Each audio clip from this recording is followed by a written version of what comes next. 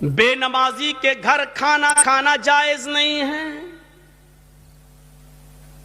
بے نمازی کی شادی میں شرکت کرنا جائز نہیں ہے،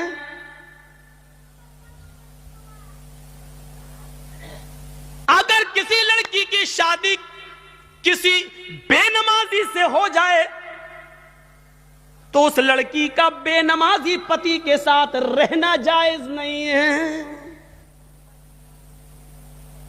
سمجھائے، مانتا ہے تو ٹھیک ہے، نہیں مانتا تو الگ ہو جائے۔ سوال یہ ہے کہ وہ طلاق نہ دے تو طلاق دینے کی ضرورت ہی نہیں ہے، کیونکہ بے نمازی مسلمان ہی نہیں ہے، اور جب مسلمان نہیں ہے تو کسی کافر کے نکاح میں رہنے کی ضرورت بھی نہیں ہے۔ یہ نکاح آٹومیٹکلی فسق، اپنے آپ ختم۔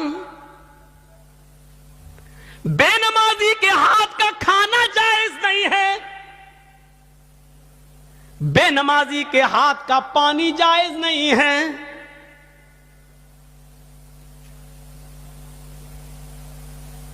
بے نمازی اگر مر جائے تو اس کی نماز جنازہ پڑھنا جائز نہیں ہے، بے نمازی اگر مر جائے تو اس کو مسلمانوں کے قبرستان میں دفن کرنا جائز نہیں ہے۔ کیا کیا بتاؤں؟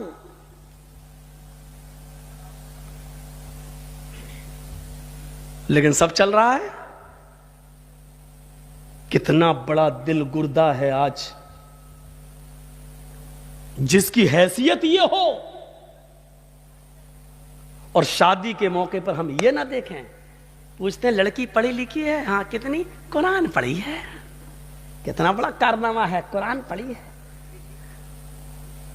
اور قرآن کھلتا کب ہے؟ رمضان میں، پھر پورے رمضان تک بند رہتا ہے، پھر جب رمضان کا مہینہ آئے گا تب وہ کپڑے سے کھلے گا، دھول اس وقت صاف ہوگی، اپنے جہیز کے برتن روز دھوئے گی، اماں کی اور باپ کی طرف سے ملے ہوئے برتن روز دھوئے گی۔ لیکن قرآن جس جزدان میں لپٹا ہوا ہے اس کو مہینوں ہو جاتے ہیں، اس کو صاف کرنے کی نوبت نہیں آتی۔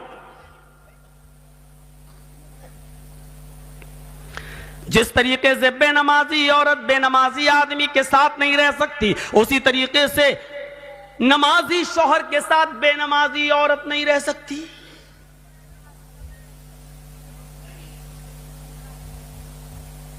دیکھ رہے ہیں آپ، ان نبیوں پر بھی نماز فرض تھی۔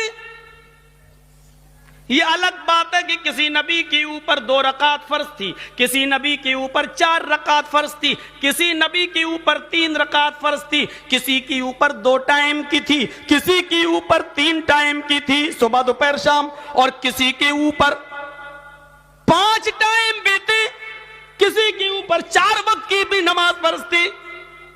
لیکن اللہ کے نبی جناب محمد رسول اللہ صلی اللہ علیہ وسلم جب نبی بنا کر بھیجے گئے تو آپ نے یہ نماز 5 وقت کی فرض کی، کیونکہ اللہ تعالیٰ نے 50 سے 5 وقت کی کر دی، اور جب 5 وقت کی فرض کر دی گئی تو نماز کا اصول یہ بنایا کہ فجر میں 2 رکعت رکھ دی، ظہر میں 4 رکعت رکھ دی، عصر میں 4 رکعت رکھ دی، مغرب میں 3 رکھ دی، اور عشاء میں 4 رکھ دی، کیونکہ کسی نبی کے اوپر 2 تھی، کسی کے اوپر 3 تھی، اور کسی کے اوپر 4 تھی۔ 2 سے کم نہیں تھی اور 4 سے زیادہ کسی کے اوپر فرض نہیں تھی، اس لیے اللہ کے نبی نے 2 بھی رکھی، 3 بھی رکھی اور 4 بھی رکھی، تاکہ لوگوں کو اس بات کا علم ہو جائے کہ میں کسی نبی کے خلاف نہیں ہوں۔ میں نے فجر میں 2 رکعت نماز فرض کی ہے تاکہ ان نبیوں کی بھی اقتدا ہو جائے جو 2 رکعت جو پڑھا کرتے تھے۔ 3 رکعت بھی میں نے مغرب میں رکھ دی ہے، کیونکہ کچھ نبیوں پر 3 وقت 3 رکعت فرض تھی، تو میں نے ان کو کی 3 رکعت بھی رکھ دی تاکہ اس نبی کی سنت بھی زندہ ہو جائے۔ اور جن نبیوں پر 4 رکعت فرض تھی ہم نے ظہر، عصر اور عشاء میں 4 رکعت فرض کر دی تاکہ اس نبی کی سنت پر بھی عمل ہو جائے۔ میں نبیوں کا مخالف نہیں ہوں، میں رسولوں کا مخالف نہیں ہوں، ہاں میں آخری نبی ہوں، اب طریقہ میرا چلے گا، اب راستہ میرا چلے گا۔ دنیا میں 3 قسم کی مخلوق ہے۔ ایک مخلوق جو ہمیشہ کھڑی رہتی ہے، جیسے پیڑ، درخت، پہاڑ، یہ کھڑے ہیں. کچھ مخلوق جھکی ہوئی ہوتی ہے جیسے بھینس، بکری، گائے، بھیڑ. آپ دیکھیے ہم لوگ جب ایسے رکوع میں چلے جائیں تو بالکل وہی شکل ہو جاتی ہے.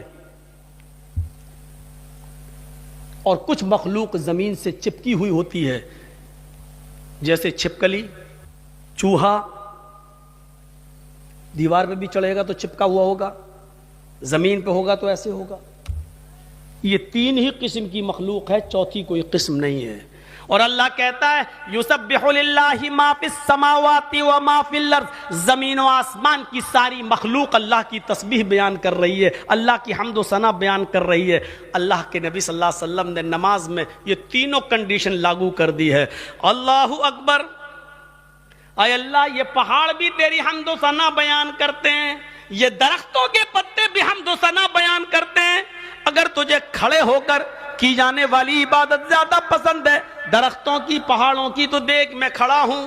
اللہ اکبر، میری اس ادا کو قبول کر لے.